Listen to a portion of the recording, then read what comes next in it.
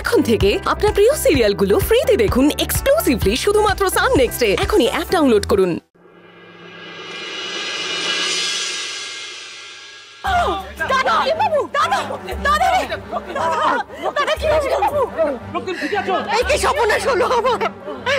ভগবান তুমি কি করলে? আমি আপনার কোনো ক্ষতি হতে দেবো না, কিচ্ছু হবে না আপনার, কিচ্ছু। ঋষভ, ঋষভ ডক্টরকে ফোন করুন। ডাক্তারকে ফোন করো না। ডাক্তার দাদা কেমন লাগছে? চল না দাদা, কিচ্ছু চল না বাবা,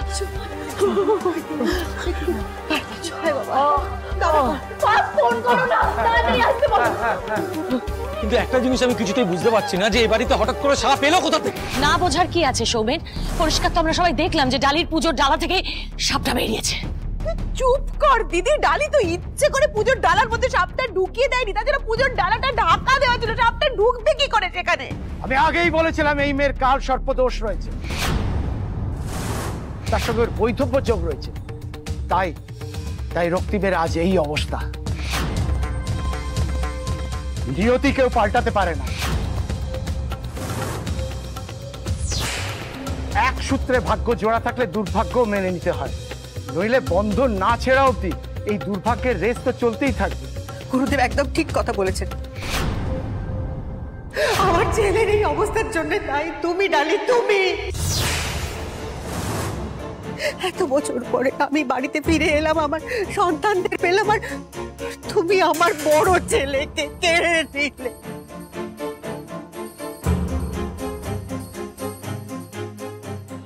আরে এটাই তো চেয়েছিল ও মা, ও তো চিরকাল আমার দাদা সর্বনাশ করেছিল, আমার দাদার প্রাণটা নেবে বলে উঠে পড়ে লেগেছিল, এই উদ্দেশ্য নিয়েই তো এই বাড়িতে এসেছে। আর আজকে দেখো সেই ভয়ঙ্কর সর্বনাশের দিনটা এসে গেছে, এই পরিবারের ক্ষতি তো বরাবরই চেয়ে এসেছে, আর আজকে দেখো কত বড় একটা সর্বনাশ হয়ে গেল।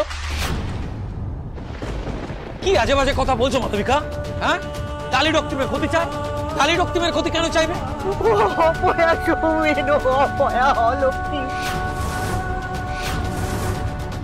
তাহলে ও রাতে মঙ্গল প্রদীপ জ্বলে না, তাই তো আমার ছেলের এত বড় অমঙ্গল হলো। যাক, ভাইদাকে সাপে কাটায় একটা কাজের কাজ হয়েছে। বাড়ির আর একটা মানুষ আজ ডালির বিপক্ষে গেছে। না, ও অপায়া নয়, ডালি কিচ্ছু করেনি মা, ডালির কোনো দোষ নেই মা। উনি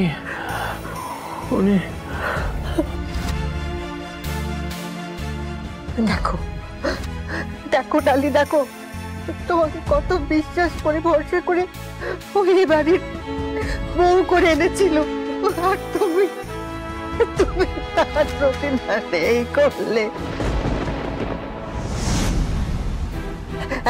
একে তো জোর করে আমার ছেলেটাকে ফাঁসিয়ে বিয়ে করেছো, কিসের প্রতিশোধ তোমার? সবাই তো তোমাকে ভালোবাসে, তাও তুমি প্রতিশোধ নেবে। প্লিজ এখন এসব কথা বলা বন্ধ করো, নাকি দোষারোপ করবার সময়। চুপ করো। আচ্ছা ডাক্তারবাবু আসছেন, ডাক্তারবাবু আসছেন, কিন্তু একটু সময় লাগবে। না না, ডাক্তারবাবুর জন্য অপেক্ষা করা যাবে না ঋষভ, রক্তিমের যা অবস্থা এক্ষুনি হাসপাতালে নিয়ে যেতে হবে। ঠিক আছে, তুমি ভাইটাকে নিয়ে এসো, আমি গাড়িটা বের করছি। হ্যাঁ দাঁড়ান, রক্তিম যদি এই বাড়ির বাইরে বেরোয় তাহলে ওর প্রাণহানি হবে। হ্যাঁ না না, আমি কিছুতেই হতে দেবো না, ও কোথাও যাবে না, ওকে কোথাও নিয়ে যাবে না, ও হাসপাতালে যাবে না। আরে মা, তোমার কি মাথা খারাপ হয়ে গেছে নাকি? আরে গুরুদেব বলেছেন বলে ডাক্তারের কাছে না নিয়ে গিয়ে ভাইটাকে আমরা মৃত্যুর মুখে ঠেলে দেবো? ঋষভের কথা শুনুন মা, ঋষভ একদম ঠিক কথা বলছে। দাদার অবস্থাটা একবার দেখো মা, নিজের চোখে দেখো, বাড়িতে রাখলে দাদা বাঁচবে না। বাঁচবে, ও বাঁচবে, ও বাড়িতে থাকলেই বাঁচবে। আমার গুরুদেব ত্রিকালদর্শী, ওনার গণনায় কোনো ভুল থাকতে পারে না। না না না না, আমি কোনো চোখে দিতে পারবো না, ও থাকবে, বাড়িতেই থাকবে।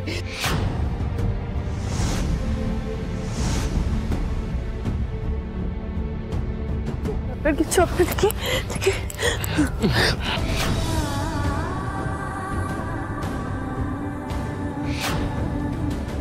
বৌদি এটা কি করছে? ঈশ্বর, ডালি এভাবে সাপের বিষ বের করার চেষ্টা করছে। বৌদি কি বলবো? ডালি ডালি সব দাদা ঋষভ ঋষভ দাদার গা হাত ঠান্ডা বরফ হয়ে গেছে। গুরুদেব আপনি একমাত্র ভরসা, আপনি একটা উপায় বের করে দিন, আমার ছেলেটাকে আপনি বাঁচান গুরুদেব। ওং তৎপুরুষায় বিদ্মহে মহাদেবায় ধীমহি।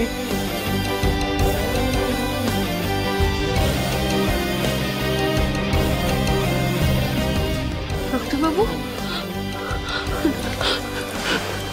রক্তিমবাবু, রক্তিমবাবু চোখ খুলুন। রক্তিমবাবু, রক্তিমবাবু একবার চোখ খুলুন, দেখুন এই তো আমি আছি তো। রক্তিমবাবু একবার চোখ খুলুন। রক্তিমবাবু, রক্তিমবাবু চোখ খুলুন, চোখ খুলুন, সারাদিন একবার সারাদিন না রক্তিমবাবু। রক্তিমবাবু ভাইদা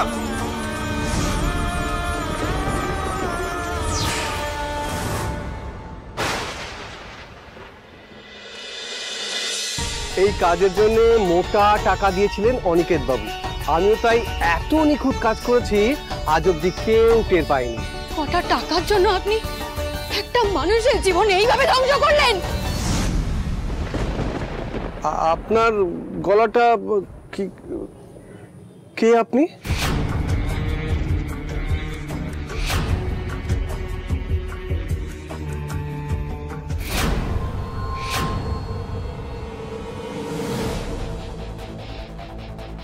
এবার চিনতে পারছেন?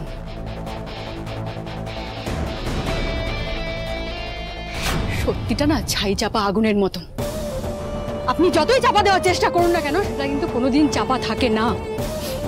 দেরি করে হলেও আপনি আমার যা সর্বনাশ করেছেন তার জন্য আপনাকে শাস্তি পেতেই হবে। আর আমার সর্বনাশের পিছনে যে আপনি দায়ী তার প্রমাণ যাবে সোজা থানায়, পুলিশের কাছে।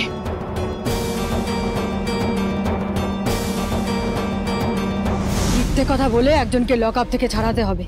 লক আপ থেকে ছাড়ানোর পর ওকে একবারে হাফিস করে দিতে হবে। কাজটা হয়ে যাবে। ওটা হচ্ছে যে মানে অনেক বছর আগেকার কথা, তো মানে প্রায় 10 বছর আগেকার কথা। O3 ফার্মাসিউটিক্যালস এর ওনার শেখর মুখার্জির শালা অনিকেত বাবুর কথা শুনে মুখার্জি বাড়ির এক কাজের মেয়েকে হাফিস করে দিয়েছিলাম। ম্যাডাম, ম্যাডাম আমায় ক্ষমা করে দিন ম্যাডাম। আমি আপনার সত্যি কোনো ক্ষতি করতে চাইনি, একটু টাকার দরকার ছিল, তাই লোভে পড়ে একটা অন্যায় কাজ করে ফেলেছি। প্লিজ ম্যাডাম আমাকে ক্ষমা করে দিন ম্যাডাম। এত বড় একটা অপরাধ করে আপনি ক্ষমা চাইছেন? এই অপরাধের কোনো ক্ষমা হয় না, কোনো ক্ষমা না। কিন্তু হ্যাঁ, আমি যদি চাই আপনার শাস্তি যাতে কম হয় সেই ব্যবস্থা করতে পারি, কিন্তু তার জন্য আপনাকে আমাদের হয়ে কাজ করতে হবে। হ্যাঁ বেশ বেশ বেশ, আমি কাজ করব। আপনি যা বলবেন তাই করব। কি করতে হবে বলুন? এবার আমার অনিকেত বাবুর কুকীর্তির সমস্ত প্রমাণ চাই। আর আপনি কোথায় যাচ্ছেন, কি করছেন, সবকিছু কিন্তু আমাদের নজরে থাকবে। তাই ওই লোকটার মুখ থেকে সমস্ত অপরাধের শিকার আপনাকেই করাতে হবে। হ্যাঁ বেশ বেশ বেশ, স্বীকার করাবো। তথ্য প্রমাণ সবকিছু আমি জোগাড় করে দেবো। শুধু শুধু একটু সময় দিন ম্যাডাম। কোনো একটু সময় হবে না, আজ এই মুহূর্তে যাই।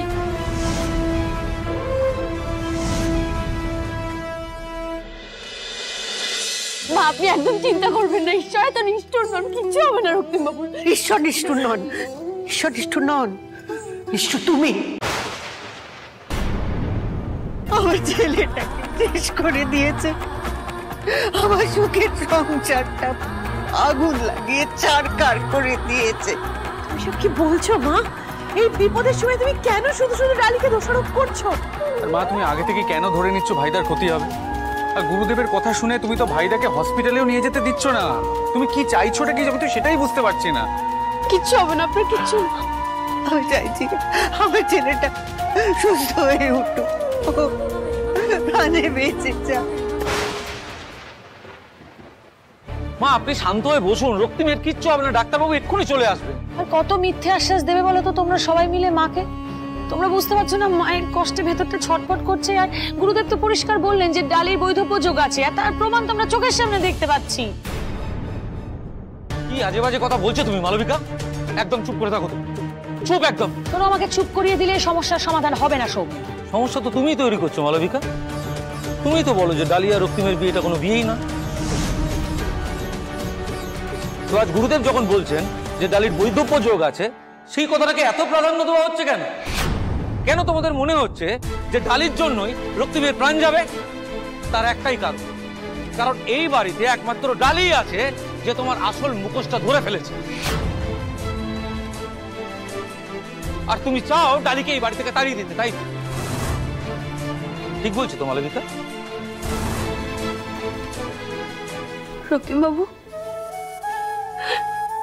বাবু একবার চোখ খুলুন না, দেখুন এই তো আমি। রক্তিম বাবু, আপনার কোনো ক্ষতি হতে পারে না, কিচ্ছু হবে না আপনার, আপনাকে সুস্থ হতেই হবে। রক্তিম বাবু একবার সারা দিন না, রক্তিম বাবু প্লিজ চোখটা খুলুন না। এভাবে মুখের কথায় না কাউকে সুস্থ করা যায় না ডালি। যদি তুই পুজোর ডালাটা একটু দেখে আনতিস তাহলে আজ কি অবস্থা হতো না। এসব কি বলছো তুমি, বুঝতে পারছি না। ওই তো ডক্টর ম্যাম এসে গেছেন। আসুন আসুন, প্লিজ প্লিজ আসুন ম্যাম, আসুন। এই ভাইটাকে একটু ওইখানে শোয়াতে হবে।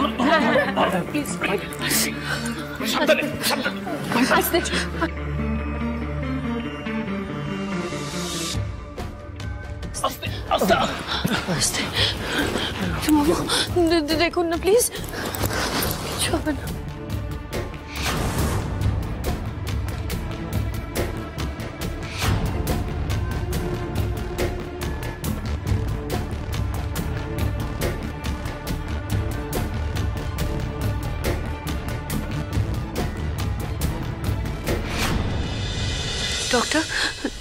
ডক্টর রক্তিম বাবু ঠিক হয়ে যাবে তো? সব ঠিক হয়ে যাবে তো? উনি সুস্থ হয়ে যাবেন তো? বলুন না। আমি অ্যান্টিভেনাম ইনজেকশন তো দিলাম, কিন্তু একটু দেরি হয়ে গেছে। ওনাকে দেখে মনে হচ্ছে বিষ অনেকটাই ছড়িয়ে পড়েছে।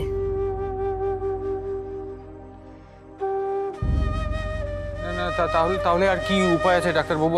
মানে আমরা কি ভাইদাকে হসপিটালে নিয়ে যাব? লাভ নেই, যা ট্রিটমেন্ট করাচ্ছিল আমি করেছি। এখন 24 ঘন্টা অপেক্ষা করতেই হবে। তার মধ্যে যদি জ্ঞান না ফেরে ওনাকে হসপিটালাইজড করতে হবে। ডাক্তারবাবু, ভয়ের কিছু নেই তো? দেখুন, এখন যা হবে সেটাই ভয়। কারণ অনেক সময় সাপের কামড়ে মানুষ মারা না গেলেও ঠিক সময় ওষুধ না পাওয়ার জন্য মানুষ প্যারালাইসিস হয়ে যায়।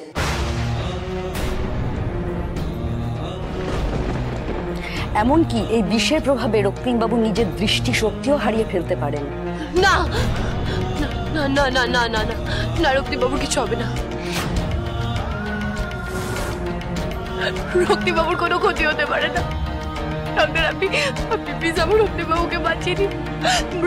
রক্তিমবাবুকে সুস্থ করতে আপনি যা করার করুন, আপনি শুধু আমার রক্তিমবাবুকে বাঁচিয়ে দিন। আমার রক্তিমবাবুর কোনো ক্ষতি হতে দেবেন না প্লিজ। আমি আপনার কাছে হাত জোড় করছি।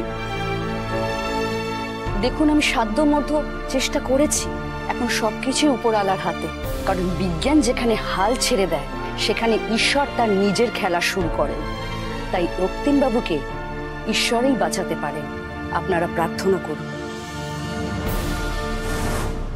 আর কত ক্ষতি করবি তুই সবার ডালি?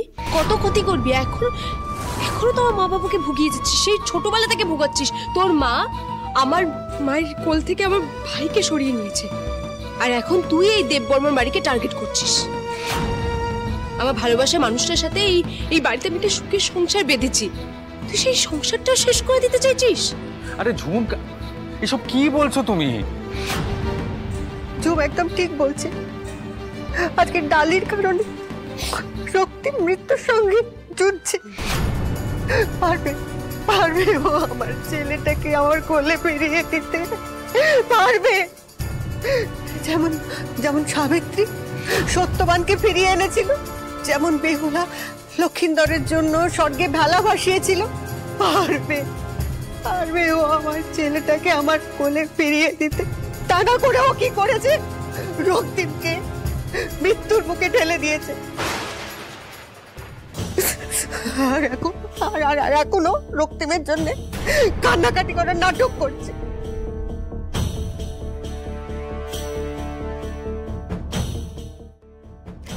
এই মেয়েটা তো গুরুদেব ক্ষতি করেই দিচ্ছে।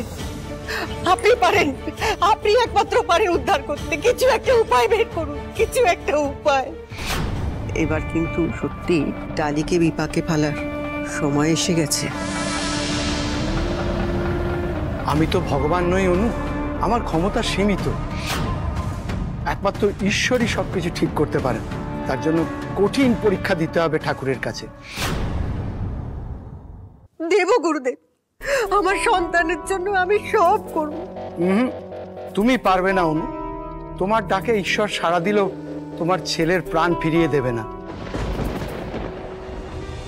মা মা মা গুরুদেব, গুরুদেব একটা বিধান দিন, আমার ছেলেটাকে আমার কোলে ফিরিয়ে দিন। একটু আগে যে বললে লক্ষিন্দরের প্রাণ বাঁচাতে বেহুলাকে কঠিন পরীক্ষা দিতে হয়েছিল, তেমনি ডালিকেও এবারে পরীক্ষা দিতে হবে, কঠিন পরীক্ষা। আমি রাজি, যত বড় কঠিন পরীক্ষা দিতে হোক আমি সব পরীক্ষা দিতে রাজি। বেশ, তবে শোনো, রক্তিমের যতক্ষণ জ্ঞান না আসছে ততক্ষণ তোমায় অন্য জল কিছু না ছুঁয়ে মাটি দিয়ে সাপ বানিয়ে পুজো করে 108 বার দণ্ডি কাটতে হবে। তারপরে সূর্য নমস্কারের ভঙ্গিতে দাঁড়িয়ে জ্ঞান ফেরা না অবধি শিবের নাম জপ করতে হবে। তবে পা কিন্তু মাটিতে ফেলা যাবে না, আর সাপও ভেঙে দেওয়া যাবে না। বেশ, রক্তিম বাবুর প্রাণ বাঁচাতে আমি আপনার সব কথা অক্ষরে অক্ষরে পালন করব। ডালি, এসবের কোনো মানে হয় না। দেবী, আপনি কি বিধান দিলেন? এত কঠিন বিধান কি কোনো মানুষের পক্ষে পালন করা সম্ভব? আগেই বলেছিলাম পরীক্ষা এত সহজ হবে না। তবে ডালি যদি নিষ্ঠা নিয়ে এই কাজ করে, তাহলে আমার বিশ্বাস রক্তিম নিশ্চয়ই সুস্থ হয়ে যাবে। রক্তিমের প্রাণ এখন শুধুমাত্র ডালির হাতে। একটা কথা সবাই মনে রাখবেন, সব কাজ ডালিকে একা করতে হবে, কেউ ডালিকে সাহায্য করতে পারবে না, তাহলে ডালির উদ্দেশ্য সফল হবে না।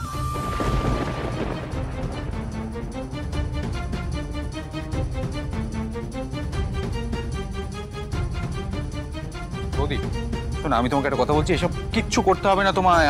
আমরা ভাইটাকে হসপিটালে নিয়ে যাচ্ছি, এই তুমি একটা ফোন করো না। আমি কন্ট্যাক্ট করছি, দাঁড়াও। না সৌমেনদা, গুরুদেব যা যা বললেন আমি তাই করব। আমি সমস্ত নিয়ম আচার সব পালন করব। মা, আমি আপনাকে কথা দিচ্ছি, আপনার ছেলেকে আপনার কোলে ফিরিয়ে দেব। সৌমেনদা, ঋষভ, আর সময় নষ্ট করো না, রক্তিমবাবুকে নিয়ে যাও, যাও প্লিজ। আর কথা বাড়িও না প্লিজ, নিয়ে যাও। দেখে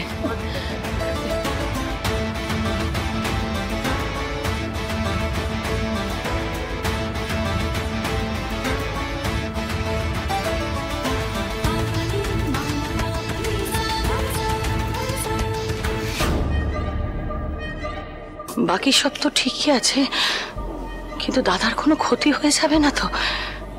দাদা প্রাণে বেঁচে যাবে তো?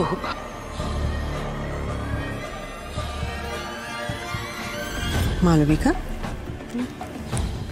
তুমি সত্যিই এত ভালো নাকি আমার সামনে নাটক করছো? রক্তিম মারা গেলে তো তোমার থেকে খুশি হওয়ারই কথা। বলে যেও না ও কি কি করেছে।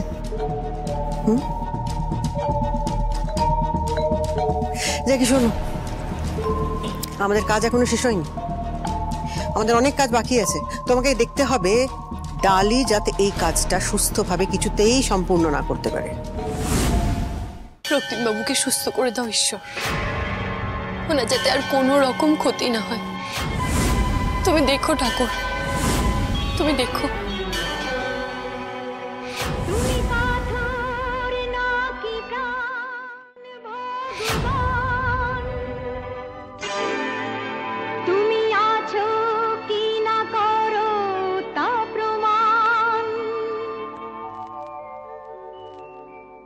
আজ তোমার পরীক্ষা ভগবান, তুমি পাথর নাকি প্রাণ, ভগবান তুমি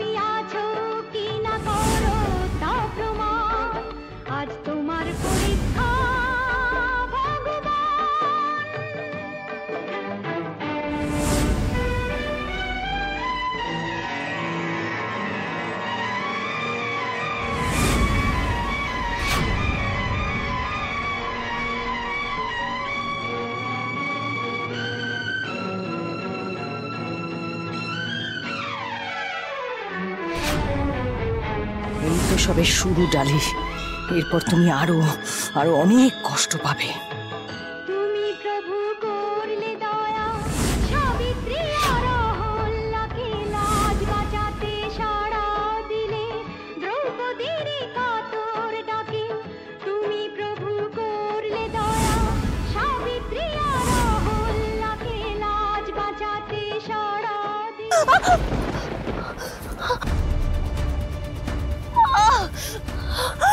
আজ তোমার পরীক্ষা, এবার আমিও দেখতে চাই যে তুমি কি করে নিজেকে এই বাড়ির যোগ্য বউ আর আমার দাদার যোগ্য সহধর্মিণী হিসেবে প্রমাণ করতে পারো নিজেকে। আর প্রমাণ যখন করতে পারবে না, তখন মায়ের হাত ধরে